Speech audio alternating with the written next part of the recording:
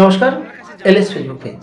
আমরা সবাই জানেন সারা রাজ্য জুড়ে যেভাবে নারীদের উপর নারী নিগ্রহ কিংবা নারীদের উপর অত্যাচার কিংবা খুন ধর্ষণ ইত্যাদির শিকার হচ্ছে, তার প্রতিবাদে জাগো নারী জাগো বন্যী শিক্ষার উদ্যোগে বিশিষ্ট সাধারণ মানুষ, নাগরিক মানুষ এবং সচেতন মানুষ, বুদ্ধিসম্পন্ন মানুষ, শুভবুদ্ধি সম্পন্ন মানুষেরা একত্রিত হয়ে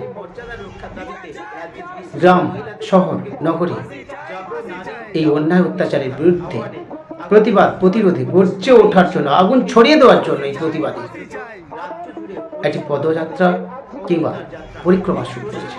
4টি ভাগে ভাগ হয়ে সেই পরিক্রমা চলবে। 16ই ডিসেম্বর পর্যন্ত শেষ হবে। 16ই ডিসেম্বর বিদ্যাসাগর মূর্তির পাদদেশে কলকাতা কলেজ স্কয়ারে, সেটা সবাই জানে। এবং সেই কারণে বিভিন্ন প্রান্তে ছোট ছোট প্রস্তুতি সভা থেকে শুরু করে মানুষের মধ্যে এই সচেতনতার বার্তা ছড়িয়ে দেওয়ার জন্য যে প্রস্তুতি সভা, তা আজ নিমতলিতে অনুষ্ঠিত হচ্ছে।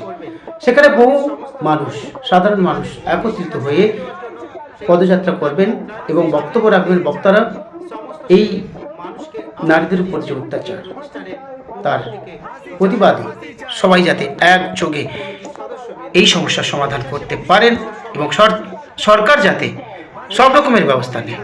কারণ দুষ্কৃতীদের আস্পর্ধার একমাত্র কারণ হলো সরকারের ঢিলে ঢালা মনোভাব। সে কারণে আর বসে থাকলে চলবে না। আপনাদের মনে রাখতে হবে, নারী মাংস পিপাসু কিংবা হিংসা উন্মত্ত মানুষ, এর কাছে কোনো জাত হয় না, কোনো রং হয় না, কোনো বর্ণ হয় না। অর্থাৎ ক্ষুধার্ত মানুষ যেমন খাদ্য খেতে চায়, আর এরকম নারী মাংস পিশাচী মানুষেরা কোনো জাত বর্ণ রং দেখে না। আপনার মেয়েটি যে সুস্থ থাকবে, সুন্দর থাকবে, তার কোনো মানে নেই।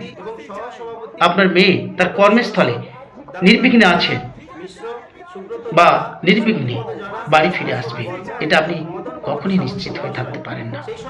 কারণ আপনি তো জানেন, তামান্না থেকে শুরু করে, অভয়া থেকে শুরু করে রাজ্যের বিভিন্ন প্রান্তে নারীদের উপর যে অত্যাচার চলছে, কলেজ কিংবা চেম্বার কিংবা নার্সিংহোম, হসপিটাল, কোথাও সুরক্ষিত নয়। এর কি কারণ? ঢিলে ঢালা। তো এই কারণে প্রতিবাদে সামিল হয়েছে নারী জাগরণ কিংবা নারী বন্যী শিক্ষা। জাগো আহ্বান জানিয়েছেন এই রাজ্য জুড়ে সমস্ত নারীদের উপর যে অত্যাচার চলছে তার প্রতিবাদে সামিল হওয়ার জন্য 13 ডিসেম্বর সভার প্রস্তুতি হিসেবে 6 ডিসেম্বর শনিবার আর এই অন্যায় অত্যাচারের প্রতিবাদে জাগো নারী জাগো বন্যী শিক্ষার উদ্যোগে সেই প্রস্তুতি সভা নিম্নলিখিত। সেই প্রস্তুতি সভা নিম্নলিখিত আজকে এই নারী জাগরণ পদযাত্রায় সবাই অংশগ্রহণ করবেন। সমস্ত শুভ বুদ্ধি সম্পন্ন মানুষেরা অংশগ্রহণ করবেন এই পদযাত্রা মঞ্চের পক্ষ থেকে। সবার কাছে আবেদন রইল, সঙ্গে থাকুন, দেখতে থাকুন এলএস ফেসবুক পেজ। আজকে সেই ছবি কভারেজ করে ঝাড়খণ্ড থেকে একটি শাখা ঐতিহাসিক শহর মেদিনীপুর অতিক্রম করে আগামী 13 ডিসেম্বর প্রবেশ করছে ঐতিহাসিক শহর তমলুকে। চলবে সারা নগর পরিক্রমা এই প্রতিবাদের ভাষা মানুষের কাছে ছড়িয়ে দেওয়ার জন্য। সেই কারণে বিভিন্ন জায়গায় চলছে ছোট ছোট প্রস্তুতি সভা। এই পদযাত্রা বা এই সভাকে আমন্ত্রণ জানানোর জন্য, সম্বর্ধনা জানানোর জন্য। সঙ্গে থাকুন, দেখতে থাকুন।